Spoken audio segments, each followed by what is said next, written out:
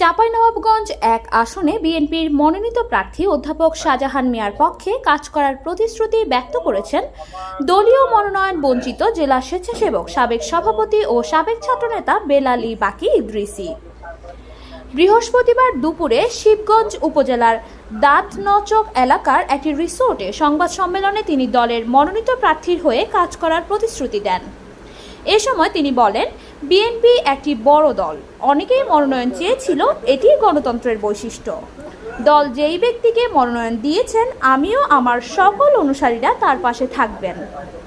এছাড়াও বিগত দিনের মতো আগামীতেও ভারপ্রাপ্ত চেয়ারম্যান তারেক রহমান ঘোষিত ৩১ দফা জনসাধারণের মাঝে পৌঁছে দিতে ও বাস্তবায়নের কাজ করব।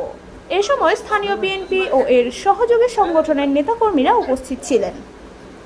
উল্লেখ্য, গত ৩রা নভেম্বর চাঁপাইনবাবগঞ্জ ১ আসনে বিএনপি চেয়ারপারসনের উপদেষ্টা ও সাবেক এমপি শাহজাহান মিয়াকে দলীয় মনোনয়ন ঘোষণা করা হয়।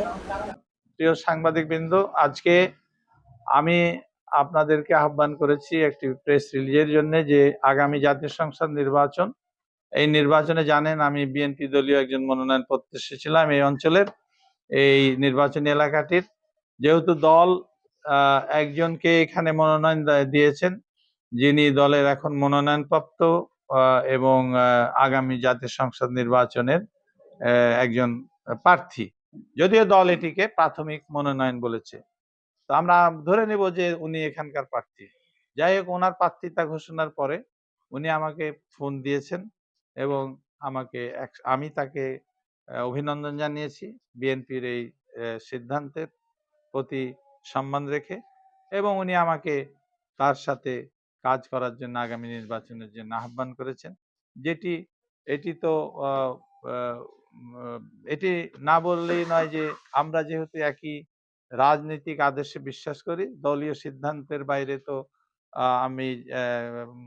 আমরা অবশ্যই দলীয় সিদ্ধান্তের মধ্যে থাকবো এবং তার পক্ষে কাজ করতে হবে, মানে ধানের শীষের পক্ষে কাজ করতে হবে। আমরা দলীয় প্রার্থীর পক্ষে, ধানের শীষের প্রতীকের পক্ষে আমরা কাজ করব, সেটি আমি তাকে আশ্বস্ত করেছি। এবং আপনাদের মাধ্যমে আবারও বলছি যে দল যাকে মনোনয়ন দিয়েছে তার পক্ষে, ধানের শীষের পক্ষেই আমি থাকব।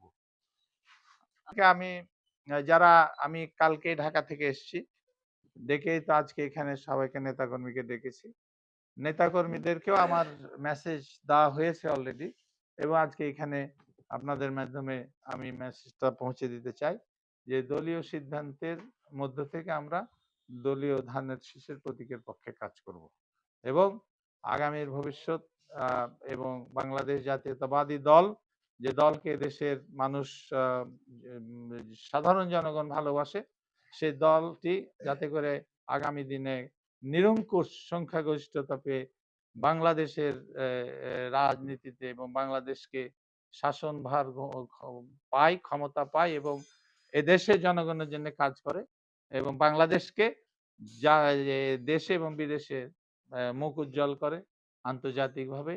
ইয়াসিন আরাফাতের তথ্য ও চিত্রে কানিজ ফাতেমা, চ্যানেল 21, চাঁপাইনবাবগঞ্জ।